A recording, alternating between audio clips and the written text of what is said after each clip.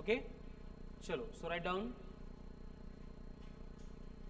if a body when thrown with initial velocity u, when a body thrown with initial velocity u requires 4 seconds to reach the ground, 4 seconds to reach the ground, then calculate maximum height attained by the body, calculate maximum height attained by the body and velocity with which it was thrown.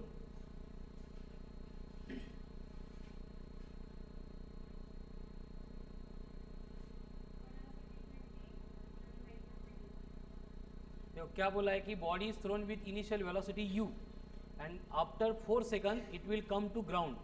तो उस case में initial velocity कितनी होगी ये हमें calculate करना है. देखो यहाँ से बॉडी को जब हम थ्रो करेंगे तो प्रोसेस क्या होगी, यहाँ पे बॉडी हम थ्रो कर रहे हैं u से, तो यहाँ पे जाने के बाद बॉडी की फाइनल वेलोसिटी 0 बनती है. अगेन सेम पाथ पे बॉडी जब डाउनवर्ड मोशन परफॉर्म करेगी तो उसकी इनिशियल वेलोसिटी 0 रहेगी and final velocity non zero होगी. अगर एयर रेजिस्टेंस कंसिडरेबल नहीं है तो वहाँ पे जितनी वेलोसिटी से उसको थ्रो किया था उतनी वेलोसिटी उसको ग्राउंड को स्ट्राइक करते टाइम रहेगी. एट द सेम टाइम जितना टाइम ऊपर जाने के लिए रिक्वायर्ड है उतना टाइम नीचे आने के लिए रिक्वायर्ड होगा. क्लियर. तो अब यहाँ पे आपको बोला है कि टोटल लग रहे 4 सेकंड, इसका मतलब अपवर्ड जाते टाइम 2 सेकंड, डाउनवर्ड आते टाइम 2 सेकंड थे. क्लियर है. इसका मतलब हम यहाँ पे कंसिडर कर रहे हैं कि वेलोसिटी 2 सेकंड के बाद 0 बन रही है. तो काइनेमेटिकल इक्वेशन होगा v equals to u minus g t, q minus q. Upward है इसलिए v 0 है, u मालूम नहीं है, g कितना है 10, टाइम कितना है 2, यानी वेलोसिटी ऑफ प्रोजेक्शन कितनी है 20 मीटर पर सेकंड.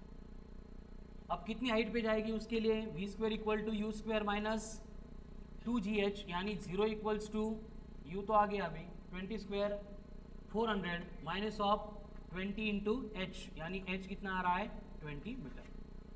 मैक्सिमम हाइट कितनी अटेन होगी 20 metre and velocity of projection कितनी रहेगी 20 मीटर पर सेकंड. ठीक है. सेम क्वेश्चन है. If this body is thrown from, if this body is thrown from a tower of height 80 meter, tower of height 80 meter, then total time of the journey will be, total time of the journey will be, initial velocity सिर्फ same लेने की है. हाँ, बाकी सगळा data तर change होईल. फक्त जो टावर है उसकी हाइट 80 मीटर है एंड उसको अभी टावर के ऊपर से अपन फेंक रहे हैं, तो यहाँ से हमें 20 मीटर पर सेकंड u लेना पड़ेगा. तो यहाँ पे अगर u 20 है तो ये 20 मीटर पे जाके v कितनी होती है 0 होती है, और 0 होने के लिए कितना टाइम लगेगा, यहाँ पे जितना था उतना ही होगा, यानी 2 सेकंड. 9. हाँ नहीं, total time of the journey. तो ये ऊपर जाने के लिए टाइम तो मिल गया 2 सेकंड. अब बॉडी देखो ये 80 प्लस 20 कितना है 100 मीटर. नीचे आते टाइम टोटल बॉडी को कवर करना है 100 मीटर. तो 100 मीटर कवर करना है तो क्या होगा t equal to root of 2h by ji.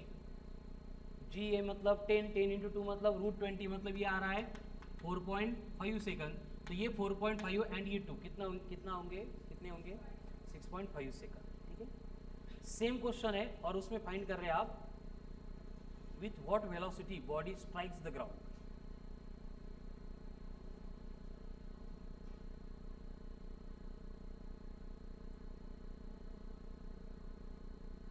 With what velocity body strikes the ground.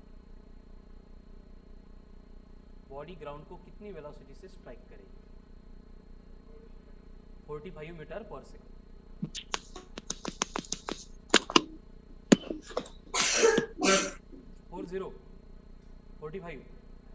45 metre पर सेकंड. कैसे, t equals to u by G था, u equals to G T, वो भी चलेगा, या फिर रूट ऑफ 2gh, h कितना है 100 into 2 200 into 10 root of 2000 approximately 45.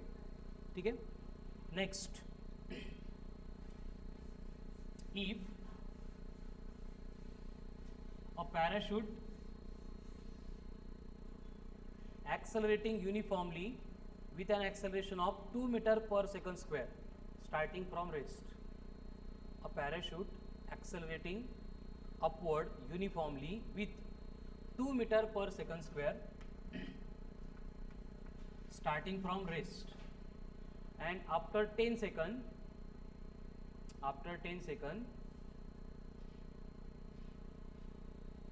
a stone is pushed out of the parachute.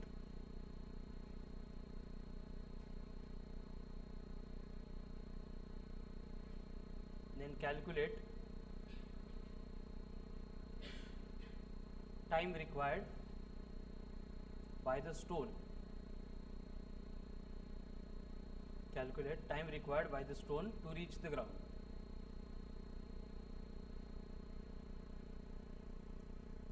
करो सॉल्व.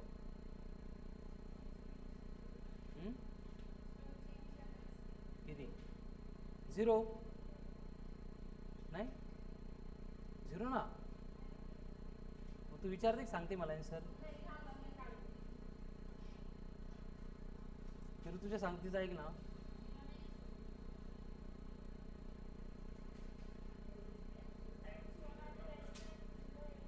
काय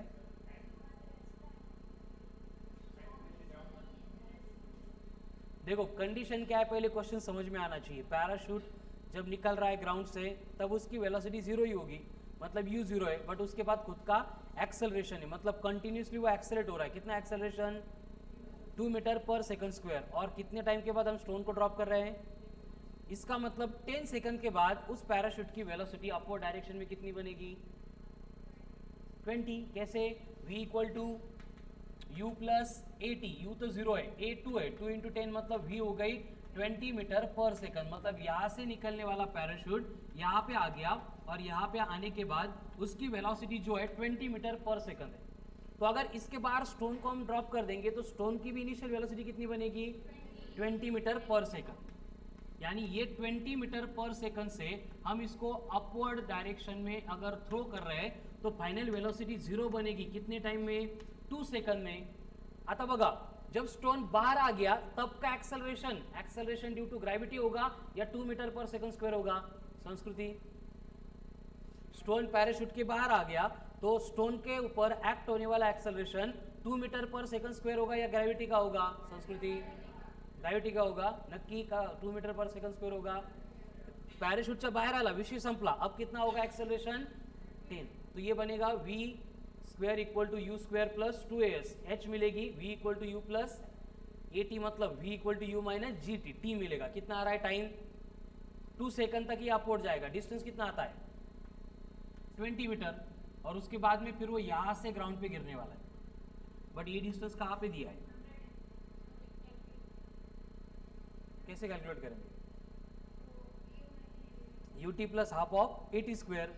आता स्टार्टिंग फ्रॉम रेस्ट था तो u कितना होगा एंड a कितना लेना पड़ेगा 9.8 का 2 दिया है. कड़ा ना वो रिजल्टेंट एक्सेलरेशन ही है. मतलब डिस्प्लेसमेंट बनेगा 1/2 इंटू a इंटू टी का स्क्वायर. a 2 टी का स्क्वायर. तो ये 100 एंड ये ऊपर के 20. तो ये टोटल डिस्टेंस कितना हो गया. यानी 120 मीटर से गिरने के लिए स्टोन को कितना टाइम लगता है √2h/g. हा फॉर्मूला आठवतो का 2h/g. h कितना है 120. 0 0 गेट कैंसल. 12 इंटू 2 25. मतलब टाइम कितना आ गया 5 सेकंड. तो उसको नीचे गिरने के लिए कितना टाइम लगा total 7.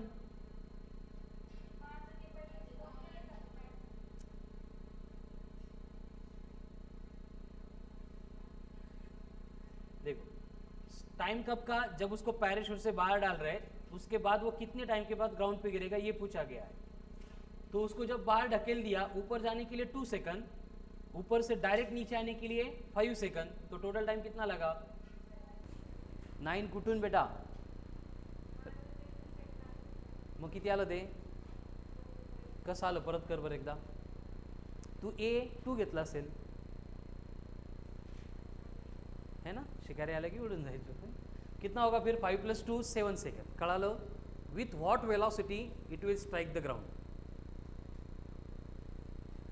with what velocity it will strike the ground yeah सोडवायचा क्वेश्चन आहे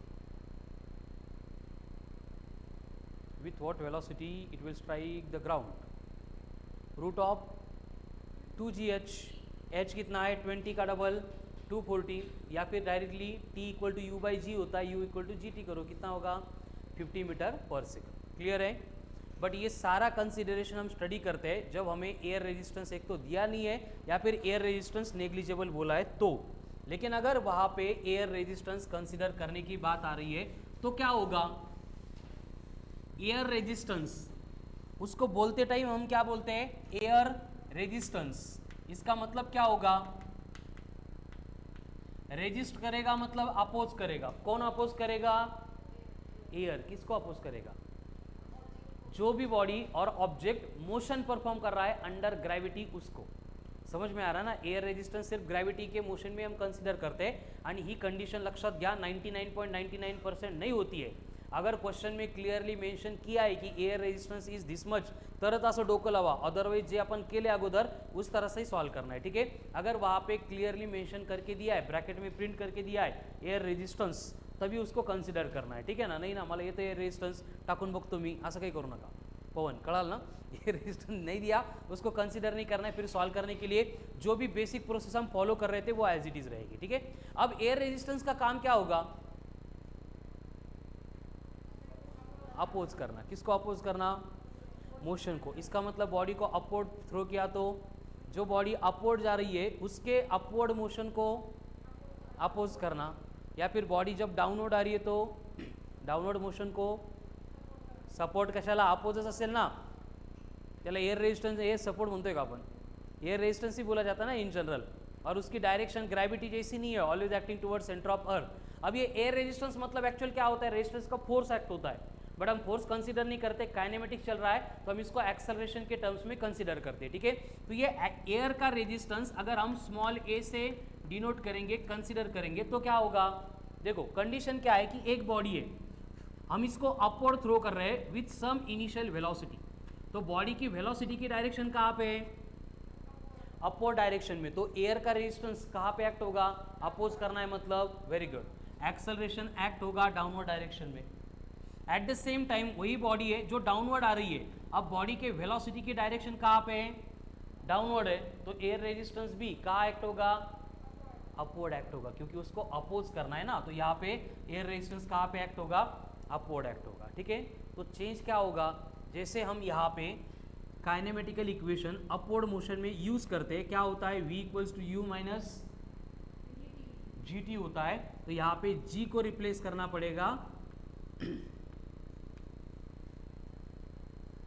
कळते का काय केलं वाई जी प्लस ए क्योंकि a भी डाउनवर्ड है g भी डाउनवर्ड है दोनों की डायरेक्शन सेम है इसलिए हम उन दोनों को ऐड कर रहे हैं सेम काइनेमेटिकल इक्वेशन अगर यहाँ पे यूज करना है तो v equals to u minus या प्लस क्यू प्लस ठरले आपलं डाउनवर्ड मोशन में ये प्लस ही होता है ब्रैकेट में क्या होगा माइनस या प्लस का बरं माइनस जी डाउनवर्ड है ए अपवर्ड है एवढं सोपं आहे संपलं हे जर कळालं तर मग काही प्रॉब्लेम नहीं ठीक है उसी तरह से सेकंड काइनेमेटिकल इक्वेशन यूज करना है क्या होगा v square equal to u square minus 2 in bracket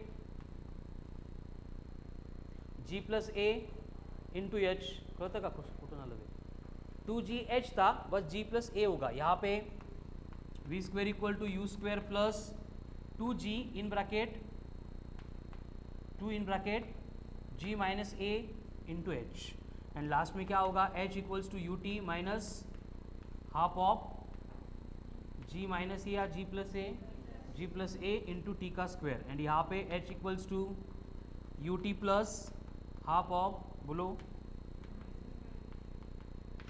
ये किसके लिए एंड ये बट या कंडीशंस कभी एप्लीकेबल है ओनली इफ एयर रेजिस्टेंस को इंट्रोड्यूस किया है अगर दिया है तो वो सिर्फ जी के लिए एयर रेजिस्टेंस ऑलवेज क्या करेगा वेलोसिटी को अपोज करेगा ठीक है तो इसके ऊपर से हमें कंक्लूड करना है कि जो time of ascent and time of descent, ascent मतलब वर जाताना किती वेळ लागतो, ठीक है, time going upward, and descent मतलब डाउनवर्ड मोशन के लिए लगने वाला टाइम, तो दोनों सेम होंगे या डिफरंट होंगे? हाँ, कौन म्हटलं डिफरंट होंगे? तू म्हटले का डिफरंट? कौन म्हटलं डिफरंट होंगे? मलाच ऐकायला आलं होतं, ठीक है. क्या होगा time of ascent and time of descent? Same होगा या डिफरंट होगा? म्हणजे डिफरंट होगा, ठीक आहे. किती लोकांना वाटतं वेगळा असेल? वेगळा असेल काय संबंध? वर जाताना जो एअर रेजिस्टन्स होणार आहे, खाली येताना तोच एअर रेजिस्टन्स.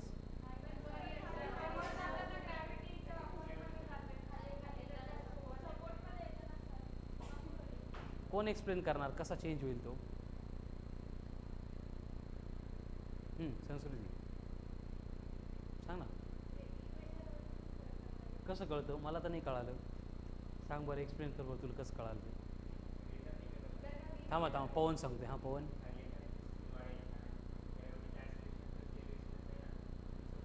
प्लस कुठे? मायनस आहे ना खाली येताना. अपवर्ड जाताना पण ते रिटार्डेशन आहे ना. लवकर येईल. वर लवकर जाईल का खाली लवकर येईल? म्हणजे टाइम ऑफ ॲसेंट ग्रेटर असेल का टाइम ऑफ डिसेंट? सरळ सरळ जास्त असेल टाइम ऑफ डिसेंटपेक्षा. किती लोकांना असं वाटतंय? बरं, काय असेल गायत्री? कंडिशन्स तर कळाले ना, इक्वेशन कसे आले, कन्सेप्ट क्या है? शुभम, दानिश, अमर, ऋत्विक, कंडीशन क्या है, इक्वेशन कैसे आ रही वो तो क्लियर हो गया. अब हमें कंक्लूड करना है बस वही कि ऊपर जाने के लिए ज़्यादा टाइम लगेगा या नीचे आने के लिए.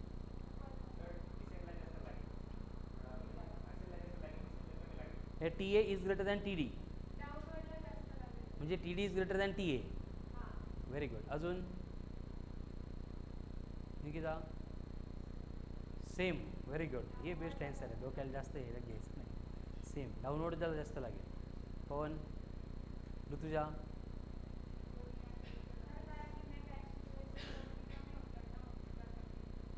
नेट ॲक्सेलरेशन कमी होते वर जाताना. बरं, आणि खाली येताना वाढतं आहे.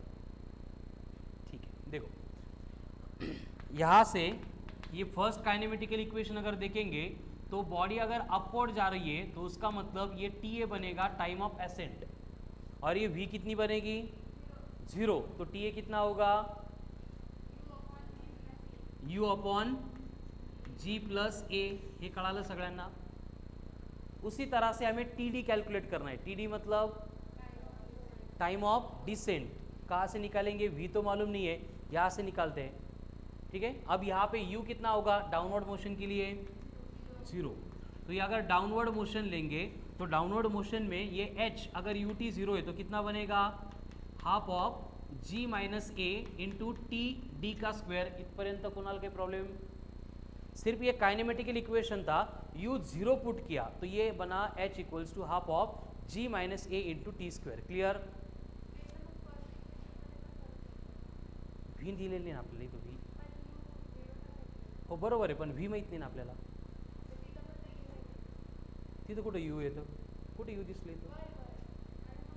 हे यू माहिती आहे ना बेटा आपल्याला. हे आपण प्रोजेक्ट केलं ना वेलॉसिटी. हे यू माहिती आहे आपल्याला. इथं यू अँड व्ही सेम असणार नाही कारण तिथं एअर रेजिस्टन्स आहे. कळलं का? बोला. T d time of descent कळलं? अब देखो टी डी कितना होगा? Root of 2 into h upon g minus a. But ये एच कैलकुलेट करना है. एच कितना आएगा यहाँ से, या फिर यहाँ से कैलकुलेट करो, या फिर यहाँ से कैलकुलेट करो. वी 0 हो जाएगा तो एच कितना बनेगा? इस इक्वेशन से बोलो एच कितना होगा? U square upon 2 in bracket g plus a. U माहिती है आपल्याला, जी एंड ए गिवन होते हैं. सिर्फ बॉडी कितनी वेलोसिटी से थ्रो की इतना डेटा होगा, इसलिए मैंने एच को यू में कन्वर्ट किया. क्लियर? अब इसको पुट करना है यहाँ पे. क्या होगा time of descent? Root of 2 upon g minus A into h कितना है? U square upon 2 in bracket g plus a. Clear?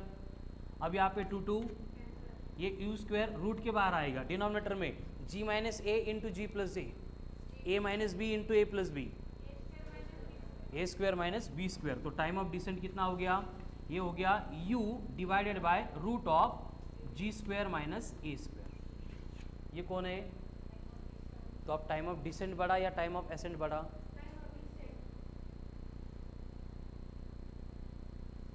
क्यों?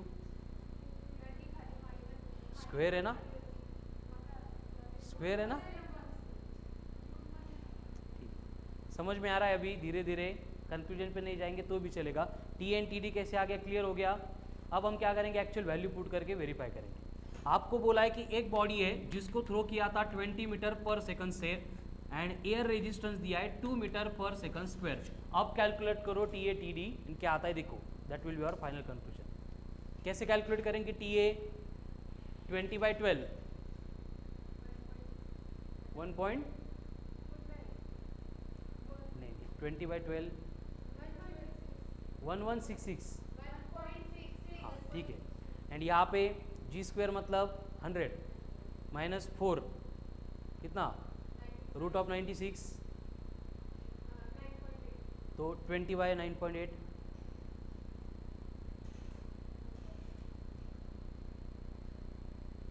कौन? तो कौन बड़ा है? टाइम ऑफ डिसेंट, ठीक है। Time of descent is greater than time of ascent, right.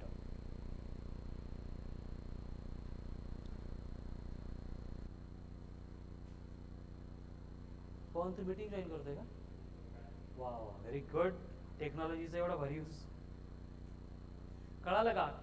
ये कब, अगर एयर रेजिस्टेंस कंसिडर किया है तो असं 99% असत नाही, बट क्वेश्चन में अगर क्लियरली मेंशन किया तो बस ये काइनेमेटिकल इक्वेशन अकॉर्डिंगली चेंज होगी, ठीक है।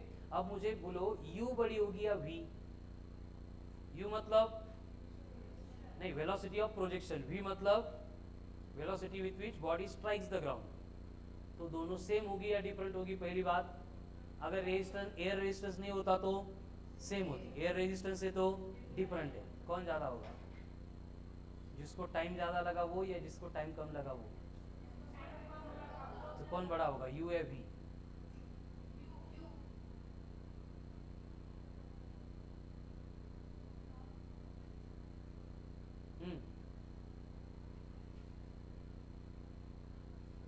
चलो इक्वेशन से करते हैं।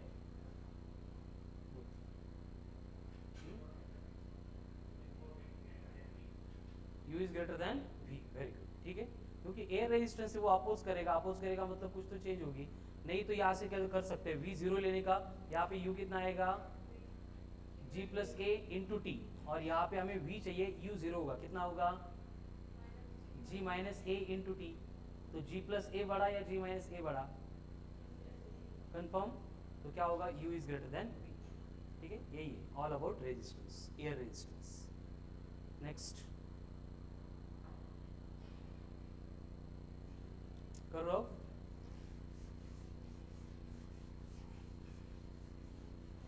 If a body projected in vertically upward direction with initial velocity u attains a maximum height after 4 seconds.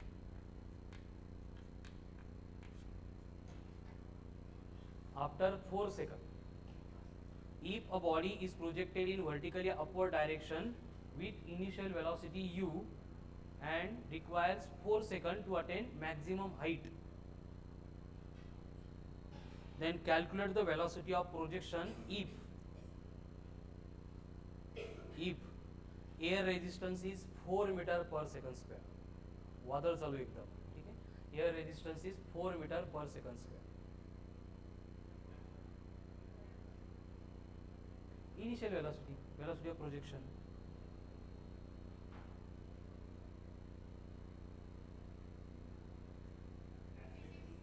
Hmm 56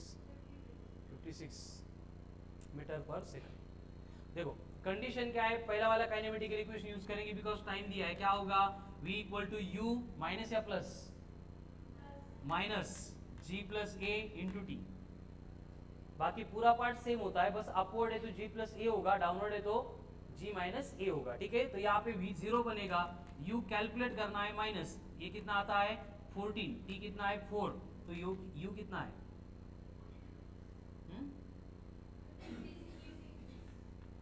metre पर सेम होतं का 55 पॉईंट कळलं का पवन काय चुकलं ठीक आहे calculate the maximum height attained by the body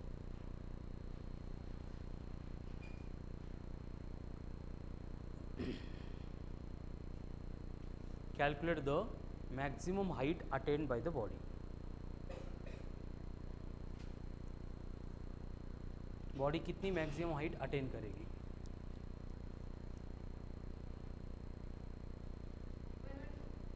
metre. देखो मैक्सिमम हाइट अटेन करने के लिए क्या करना पड़ेगा, v square equal to u square minus 2 in bracket g plus A into h करना पड़ेगा। हाइट पे जाके रुकती है मतलब v 0 होगा तो ये 0 इक्वल टू u का स्क्वायर 56 का स्क्वायर बर 56 इंटू 56 रो देगा बर minus of 2 into g plus a 14 into 2 28 into h तो एच बनेगा ये 2 56 का डबल मतलब 112 मीटर। ठीक है अभी सेम क्वेश्चन है और आपको बोला है calculate the difference in time and height if air resistance was not there. Calculate the difference in time and height. Same question है calculate the difference in time and height if air resistance was not there. अगर वहाँ पे air resistance नहीं होता तो height and time आती कुछ तो दोनों में कितना डिफरेंस आएगा, air resistance की वजह से कितना डिफरेंस आ रहा है ठीक है एअर रेजिस्टन्स असेल तर कमी होते का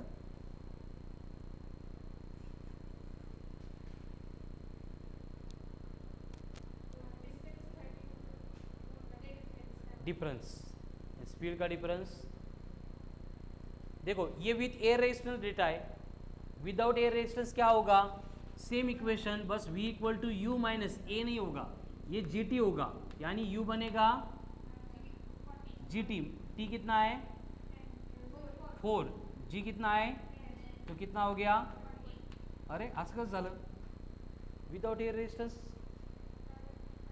हो कळलं का कसं झालं क्योंकि एयर रेजिस्टेंस में इतनी स्पीड से फेंकेंगे तब वो 4 सेकंड में रेस्ट में आएगी बट एयर रेजिस्टेंस नहीं है तो इतनी वेलोसिटी से भी फेंकेंगे तो भी वो 4 सेकंड तक ऊपर जाएगी। समझ में आ रहा है ना पवन कोई कन्फ्यूजन नहीं ना। अब अगर हाइट के लिए कैलकुलेट करना है तो क्या होगा फिर से 0 इक्वल टू 20 का स्क्वायर मतलब नहीं 40 का स्क्वायर मतलब 1600 माइनस क्या होगा 2 इंटू 10 इंटू एच कितना आएगा फिर ये 80 मीटर। असं कसं व्हायला लागेल विदाउट एयर रेजिस्टेंस तो ज़्यादा होना चाहिए एयर रेजिस्टेंस नहीं तो बॉडी ज़्यादा ऊपर जानी चाहिए ना यस नो कॉमन सेंस से एयर रेजिस्टेंस है तो 112 मीटर जा रही है एंड एयर रेजिस्टेंस नहीं है तो उसके बाद 112 से थोड़ा ज़्यादा हो जाना ऊपर जाना चाहिए ना बॉडी ने ये कमी कसं काय होतं आहे अरे बाळा तेच ना अपोज केला तर कमी जायला पाहिजे होतं ना बाद में एयर रेजिस्टेंस नहीं तो अपोज नहीं हो रहा है हातवर केला था नाही का हां ग्रॅव्हिटीमुळं पागल बिगल गेलो ग्रॅव्हिटीमुळं मी काय बोलतोय कळतोय का माझा क्वेश्चन कळतोय का माझा क्वेश्चन वाटतोय का तुम्हाला हां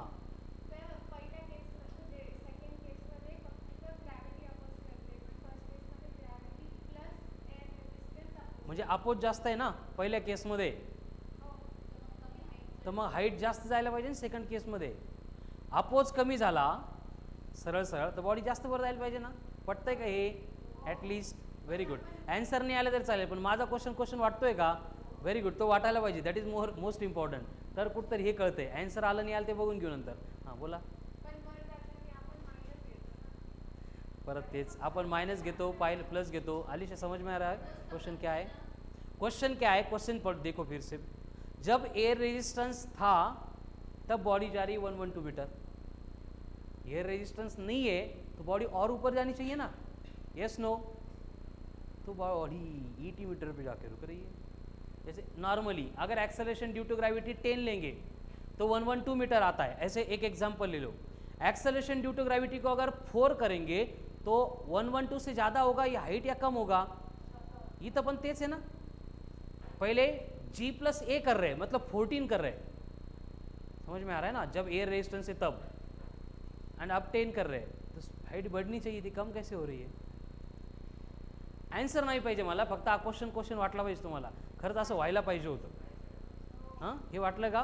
व्हेरी गुड, ठीक आहे, राहू दे तिचं उत्तर शोधा, सापडलं की सांगा मला नंतर।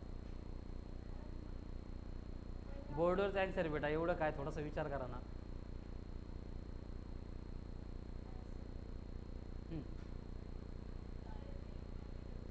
संपलं। फर्स्ट केस में बॉडी को थ्रो कर रहे 56 मीटर पर सेकंड से, बाद में 40 मीटर पर सेकंड से थ्रो कर रहे हैं ना। अगर 56 से करेंगे एंड एयर रेजिस्टेंस नहीं होगा तब की हाइट कैलकुलेट करो कितनी आती है।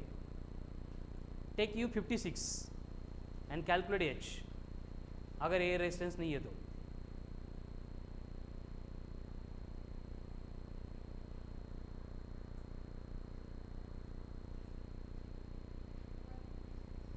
आगे बढ़ के 112 से ग्रेटर आ रहा है, समझ में आ रहा है ना? बस लाइव विचार ना करो इसे। तो this is all about motion under gravity. All about मतलब सारा पार्ट नहीं हुआ है, जितने रिक्वायर्ड एप्लीकेशंस थे पॉसिबल थे डिस्कस करने वो हमने कर लिए, बाकी सारे मॉड्यूल में दिए, ठीक है। तो गो थ्रू मॉड्यूल, क्योंकि कल की जो टेस्ट रहेगी आपकी वो solve examples and concept application related to motion under gravity उसके ऊपर रहने वाली है, ठीक है। तो वो पहले कंप्लीट करो, उसके बाद में लास्ट में टॉपिक वाइज दिया है, उसके बाद में मिक्स टाइप दिया है, उसके बाद में PYQ दिया है, ठीक है। तो वो तीनों पार्ट में जो भी क्वेश्चंस दिए हैं related to motion under gravity वो कंप्लीट करके आओ, ठीक है। देन यूनिट्स एंड डायमेंशंस का तो पूरा मॉड्यूल आने वाला है। चलो, सो नेक्स्ट हमें actual motion along straight line का लास्ट पार्ट है ये, that is questions related to graphical questions. Relative velocity भी आती है, बट रिलेटिव 1D में बस इंट्रोडक्शन होता है, एक्चुअल रिलेटिव हमें 2D में पढ़नी पडती आहे। इथं पण स्टडी करणार आपण, बट इथं काय नावाल 2-4 एग्जाम्पल असेल, एक्चुअल रिलेटिव मोशन जो है वो 2 डायमेंशंस में पढ़ने वाले हैं, ठीक है। So write down graphical questions related to graph.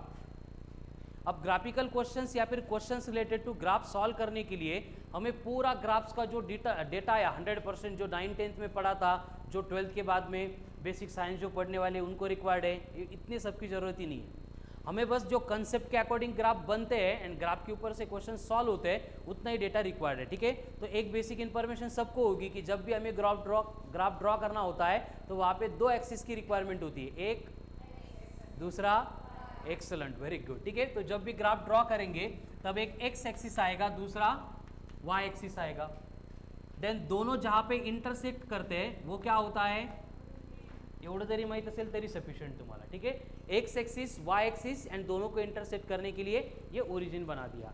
तो अगर हम ग्राफ प्लॉट कर रहे हैं मतलब ग्राफ बना रहे हैं, तो उसके लिए कंडीशन क्या होती है कि कोई भी 2 फिजिकल क्वांटिटीज लगेगी, जिनमें क्या होगा, एक फिजिकल क्वांटिटी के चेंज होने से दूसरी फिजिकल क्वांटिटी चेंज होती है, ये हमें यहाँ पे रिप्रेजेंट करना है।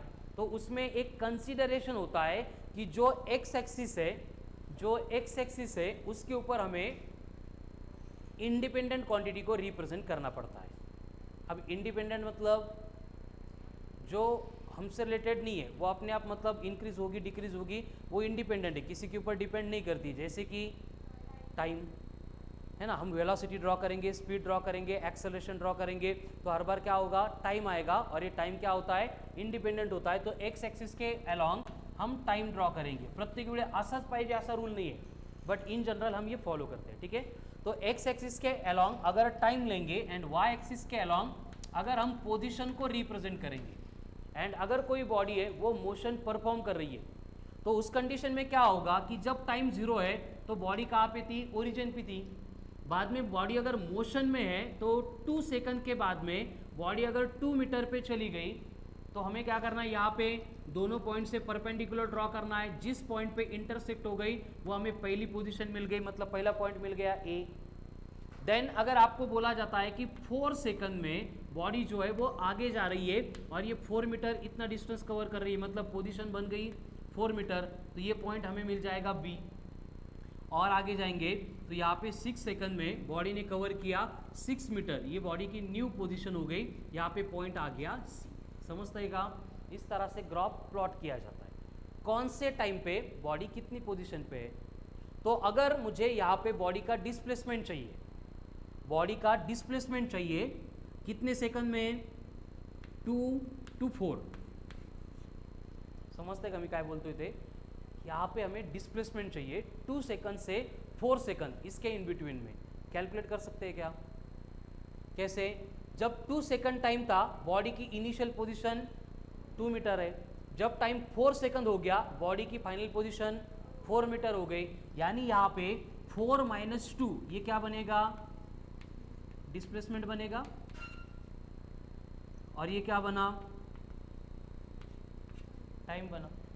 समझ में आ रहा है? तो हमारे पास डिस्प्लेसमेंट है, हमारे पास टाइम है, क्या कर सकते हैं, वेलोसिटी कैलकुलेट कर सकते हैं। ठीक है, बट ये वेलोसिटी कौन सी होगी, कसं ओळखलं, क्योंकि फाइनल माइनस इनिशियल, मतलब हम पहले करते थे ना t1 पुट करके x1, t2 पुट करके ओवर इंटरवल ऑफ टाइम 2 से लेके 4, ये पर्टिकुलर सेकंड पे नहीं है, थर्ड पे नहीं है, फोर्थ पे नहीं है, फिफ्थ पे नहीं है।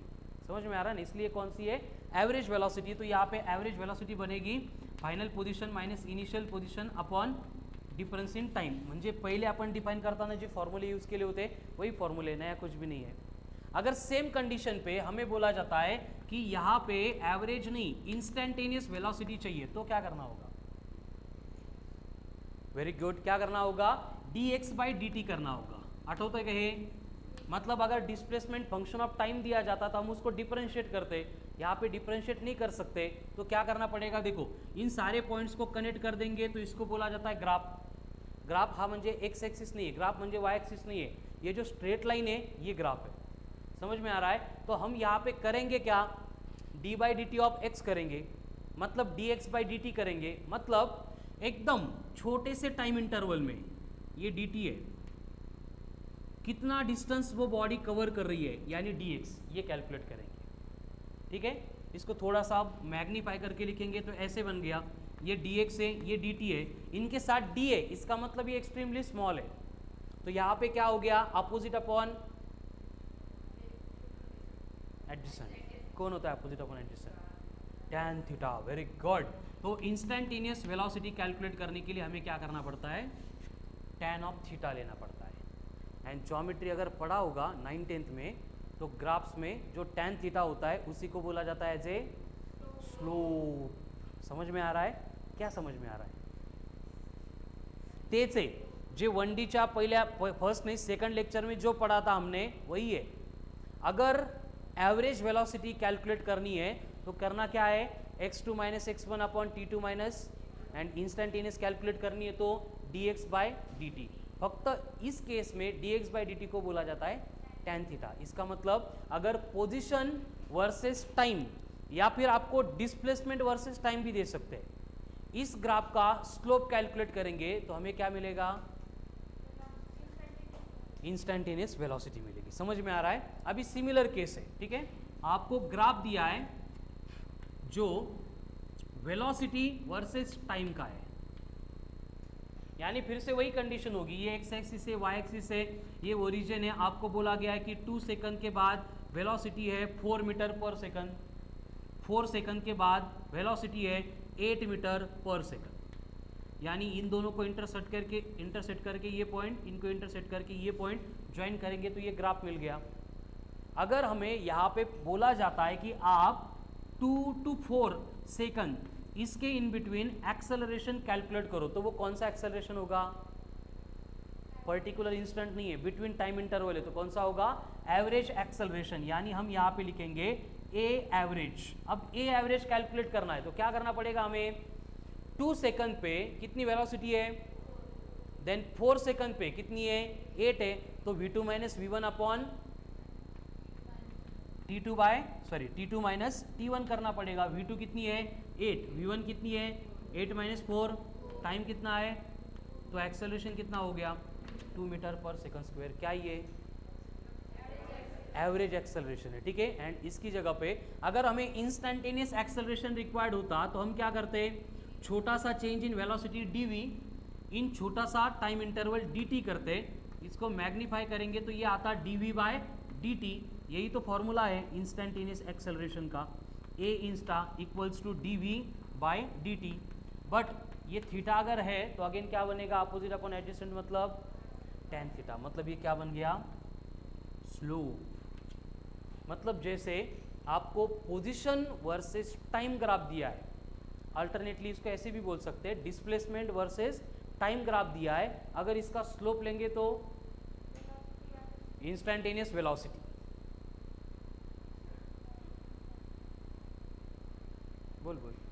बोल ना बाळा, मी ॲक्सेलरेशन म्हटलो का, काय म्हटलं तू ऐकलं नाही का, बरं ऐकल्याशिवाय कसं बोलतो। ये क्या मिलेगा देखो फिर से पोजीशन वर्सेस टाइम या फिर डिस्प्लेसमेंट वर्सेस टाइम, ये ग्राफ दिया है पवन, और इस ग्राफ का हम निकालेंगे slope. It will represent velocity, कौन सी वेलोसिटी, इंस्टंटेनियस एक्सेलरेशन वेलोसिटी। काही सांगतो शुभम, बरं ठीक है इंस्टंटेनियस वेलोसिटी। एंड अगर हम t1 का x1 कैलकुलेट करेंगे, t2 का x2 कैलकुलेट करेंगे, x2 minus x1 upon t2 minus t1 करेंगे तो क्या मिलेगा, फिर कौन सा एवरेज वेलोसिटी, एक्सेलरेशन नहीं, क्या मिलेगा एवरेज। सेम प्रोसेस है, डिफरेंस क्या हुआ, डिस्प्लेसमेंट को रिप्लेस करके वेलोसिटी आ गई। समझ में आ रहा है। तो वेलोसिटी वर्सेस टाइम ग्राफ का अगर स्लोप कैलकुलेट करेंगे तो बनेगा इंस्टेंटेनियस एक्सेलरेशन, लेकिन t1 पुट करके v1, t2 पुट करके v2 कैलकुलेट कर रहे तो एवरेज एक्सेलरेशन। क्लियर है। अब इसके अगेंस्ट जब हम उल्टा स्टडी करते थे, मतलब हे लिहून झालंय का, रब करू का नाही, लिहून घ्या मग। मतलब अगर हमें ग्राफ एक्सेलरेशन वर्सेस टाइम दिया जाएगा तो क्या होगा, एक्सेलरेशन वर्सेस टाइम ग्राफ दिया गया तो क्या होगा, वेलोसिटी कैलकुलेट करने के लिए इंटीग्रेट करना पड़ेगा। क्या करना पड़ेगा, इंटीग्रेट करना पड़ेगा, ठीक है। तो जैसे डिफरेंशिएट करना मतलब स्लोप कैलकुलेट करना, वैसे इंटीग्रेट करना मतलब area under the curve calculate करना, ठीक है।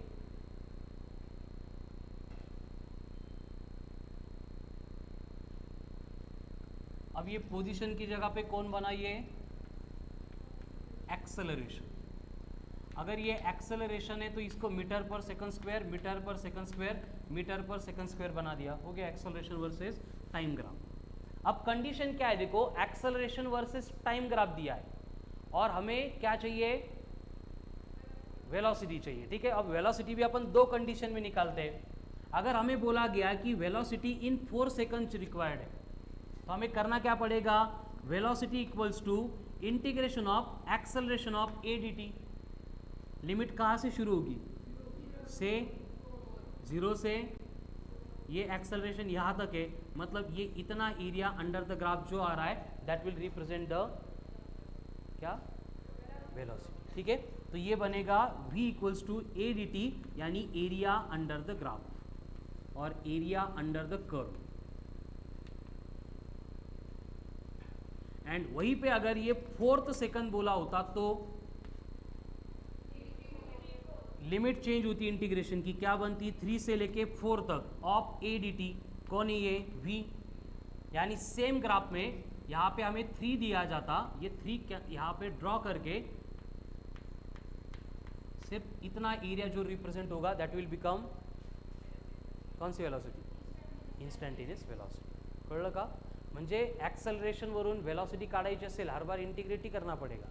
अगर एवरेज है तो ये इस तरह से 2 लिमिट्स होगी, इंस्टंटेनियस से तो 3 to 4, 4 to 5, 5 to 6, 6 to 7 इस तरह से होगी। एंड अगर क्वेश्चन ग्राफ के फॉर्म में दिए तो वहाँ पे क्या होगा, एक्सेलरेशन से वेलोसिटी कैलकुलेट करने के लिए एरिया, वेलोसिटी से एक्सेलरेशन के लिए स्लोप। समझ में आ रहा है ना। अगर वहीं पे हमें ग्राफ दिया जाता है और वो ग्राफ है यही है वेलोसिटी वर्सेस टाइम का, और वेलोसिटी वर्सेस टाइम के ग्राफ के ऊपर से हमें अगर डिस्प्लेसमेंट कैलकुलेट करना है तो क्या करना पड़ेगा, फिर से एरिया कैलकुलेट करना पड़ेगा। कैसे? अगर वेलोसिटी से डिस्प्लेसमेंट चाहिए तो हम उसको इंटीग्रेट करते हैं v d t, time limit t1 से लेके t2 तक। जैसे कि हमें अगर बोला होता कि यहाँ पे डिस्प्लेसमेंट कितना होगा, कैलकुलेट करो इन 4 सेकंड, क्या करते हैं हम 0 to 4 इंटीग्रेशन की limit of v d t, यानी 0 से लेके 4 तक ये वी डी टी के अकॉर्डिंग चेंज हो रहा है, मतलब ये एरिया अंडर द कर्व आएगा। ये कौन सा डिस्प्लेसमेंट हो गया? 4 सेकंड, कड़ा लो। एंड अगर 4th सेकंड बोलते तो क्या होता? 3 to 4 होता, कड़ा लो। बस मतलब वहाँ पे जो कंडीशन पढ़ रहे हैं अपन सेकंड लेक्चर से, सारी कंडीशन सिमिलर रहेगी, बस डेटा आपको इक्वेशन के फॉर्म में नहीं दिया जाएगा, ग्राफ्स के फॉर्म में दिया जाएगा। कळलं का? जे डिस्कस केलं ते ग्राफिकल क्वेश्चन से रिलेटेड सबसे इंपॉर्टेंट बात यही है, ठीक है। इसके बाद हम जो भी डिस्कशन करेंगे वो बस एज ए फॉर्मेलिटी मालूम होना चाहिए, इसलिए डिस्कस करेंगे, बट एक्चुअल जो मैक्सिमम क्वेश्चन सॉल्व करना है वो इसके अकॉर्डिंग ही करना है। मतलब देखो, अगर हमें ग्राफ दिया जाता है पीटी, पोजीशन वर्सेस टाइम, या फिर डिस्प्लेसमेंट वर्सेस टाइम, तो इस ग्राफ का अगर अपन स्लोप लेंगे तो हमें मिलता क्या है? वेलोसिटी। अगर हमें ग्राफ v वर्सेस t दिया है, वेलोसिटी वर्सेस टाइम दिया है, एंड इसका हम अगर स्लोप लेंगे तो क्या मिलता है हमें? हाँ, ये इंटीग्रेशन वाटेल तुम्हाला, असं काही नाही आहे, ठीक है। क्या मिलेगा?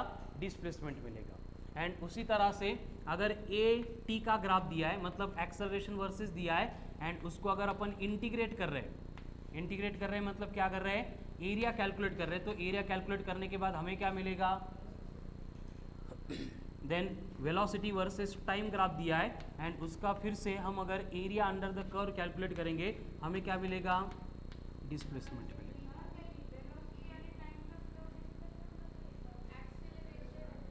हे ॲक्सेलरेशनच आहे, नाही हे तुमचं लक्ष असतं की नाही, मग ते चेक करायचं तुम्ही।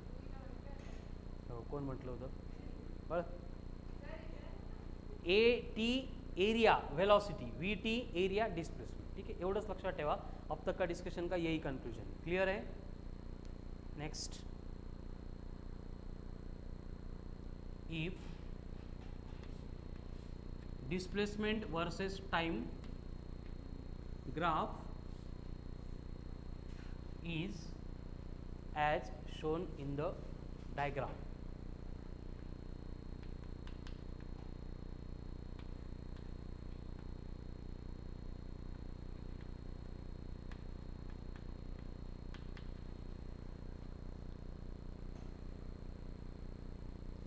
सॉरी डिस्प्लेसमेंट, यहाँ वेलोसिटी वर्सेस टाइम ग्राफ दिया है as shown in the given diagram, then calculate the displacement and distance of the body in 10 seconds. Displacement and distance in 10 seconds. Velocity versus time graph.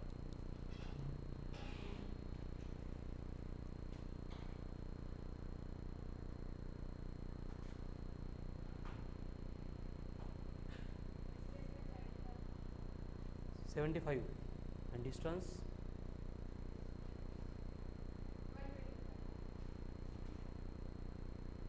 देखो यहाँ पे बस एक additional concept आपको समझ में नहीं होगी कि अगर ये ग्राफ एक्स एक्सिस के बिलो जा रहा है, मतलब निगेटिव वाई के अलोंग जा रहा है, इसका मतलब गाड़ी ने, बॉडी ने अपनी डायरेक्शन चेंज कर ली है। समझ में आ रहा है ना? तो अगर ग्राफ ये नीचे के क्वाड्रेंट में नहीं आ रहा है, सिर्फ ऊपर होगा, तो इसका मतलब बॉडी जो है वो अलोंग स्ट्रेट लाइन ट्रैवल कर रही है। समझ में आ रहा है? तो अगर बॉडी स्ट्रेट लाइन ट्रैवल कर रही है without changing direction, then displacement and distance will be same. But अगर डायरेक्शन चेंज हो रही है तो उस केस में क्या करना पड़ता है? हमें डिस्टेंस ऐड ही करना पड़ता है, डिस्प्लेसमेंट को सब्ट्रैक्ट करना पड़ता है। ठीक है, तो यहाँ पे हम पहले एरिया 1 कैलकुलेट करेंगे A1, यहाँ पे एरिया 2 कैलकुलेट करेंगे A2। तो अगर यहाँ पे मुझे डिस्प्लेसमेंट कैलकुलेट करने के लिए बोला जाता है तो वहाँ पे हम A1 में से A2 को सब्ट्रैक्ट करेंगे, क्योंकि इसका मतलब गाड़ी एक डायरेक्शन में जा रही है, यानी निगेटिव में आ गया, मतलब डायरेक्शन अपोजिट हो गई। कड़ा ला ना? मतलब गाड़ी यहाँ से निकल के यहाँ पे चली गई और वापस यहाँ पे आ गई। तो डिस्प्लेसमेंट कैलकुलेट करने के लिए हमें ये वाला डिस्टेंस चाहिए, तो हम क्या करेंगे? A1 माइनस A2 करेंगे। बट वाइल कैलकुलेटिंग डिस्टेंस ऐसे कुछ नहीं होगा। अगर डिस्टेंस कैलकुलेट करना है, कहाँ पे घूम रही है, कब घूम रही है, कुछ लेना देना नहीं है, डायरेक्ट एडिशन होगी, मतलब A1 प्लस A2 होगा। अब A1 एंड A2 कैलकुलेट करना है। क्या है A1 A2 में? ट्रायंगल है ना? कितना है बेस? 5, हाइट कितनी है? 10। ट्रायंगल का area half into base into 5 into 5 25, यानी A1 कितना है एंड A2 बस से 10 का 20 हो गया, मतलब क्या होगा? 10 इंटू 5 नहीं 10 इंटू 10 100 होगा, यानी डिस्प्लेसमेंट बनेगा -75। इसका मतलब क्या है? जिस डायरेक्शन में व्हीकल निकली थी उसके अपोजिट डायरेक्शन में जाके रुक गई, एंड डिस्टेंस कितना बनेगा? 125 मीटर। कळतंय का गायत्री? 50 मीटर पाहिजे गेटू। हे बघा 1/2 into base into height. Base कितना है? 5, बरोबर है। 50 मीटर पाहिजे, 50 मीटर करेक्ट है। तो कितना आएगा फिर ये? Displacement -25 and distance 75। बोला ये 10 नहीं है, इसका बेस कितना है ट्रायंगल का? सिर्फ 5 है, तो 5 इंटू 20/2 मतलब 50 मीटर। कर लो। अगर सेम सिचुएशन आपको दी होती है और ये एक्सेलरेशन वर्सेस टाइम ग्राफ दिया है, ये मीटर पर सेकंड स्क्वायर है, ये भी मीटर पर सेकंड स्क्वायर है, तो कैलकुलेट द, क्या कैलकुलेट कर सकते हैं इसके ऊपर से? वेलोसिटी करो कैलकुलेट। एक तो वेलोसिटी नहीं तो स्पीड। हे कळालं का? एडिशन कब, सब्ट्रैक्शन कब? तानिश ठीक है, चलो क्वेश्चन सॉल्व करो नेक्स्ट। तो जो बात डिस्प्लेसमेंट एंड डिस्टेंस के लिए एप्लीकेबल थी, सेम एप्लीकेबल होगी for velocity and speed also. इसका मतलब वेलोसिटी कैलकुलेट करने के लिए फिर से हमें A1 माइनस A2 करना पड़ेगा, स्पीड के लिए क्या करना पड़ेगा? A1 plus A2। Answer same आएंगे, बस यूनिट डिफरेंट होगा। क्या आएगा यूनिट? मीटर पर, क्योंकि स्पीड कैलकुलेट कर रहे हैं या फिर वेलोसिटी कैलकुलेट कर रहे हैं। क्लियर? नेक्स्ट।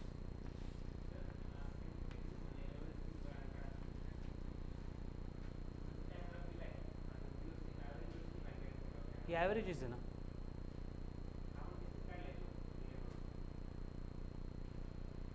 जस्ट विचार नको करू, ठीक है।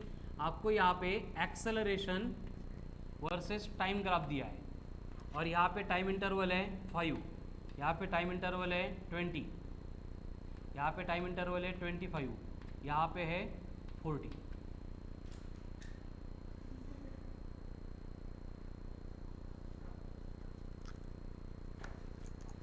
और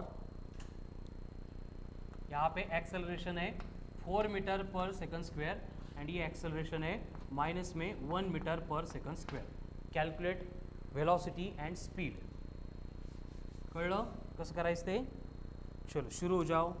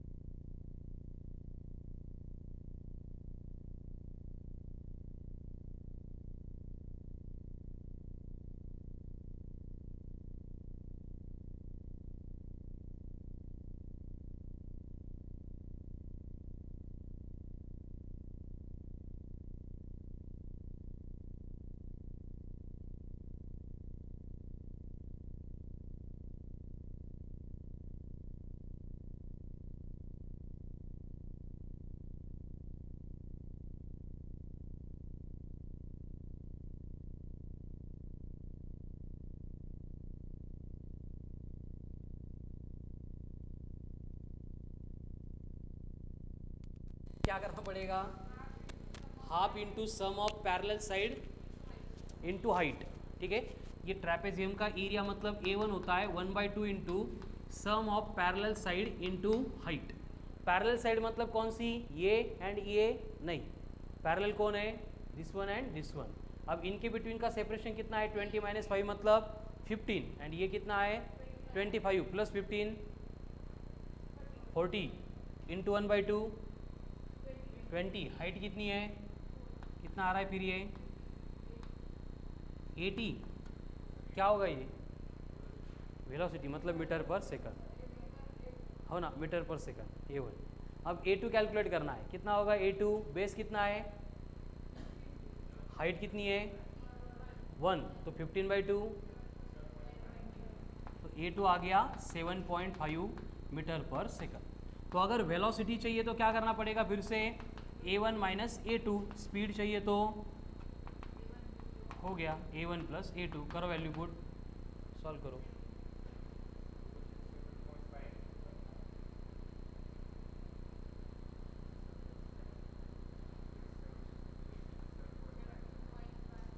ठीक है, सो जो भी एप्लीकेशंस होंगे रिलेटेड टू ग्राफ उसको अपन कल के लेक्चर में डिस्कस करेंगे।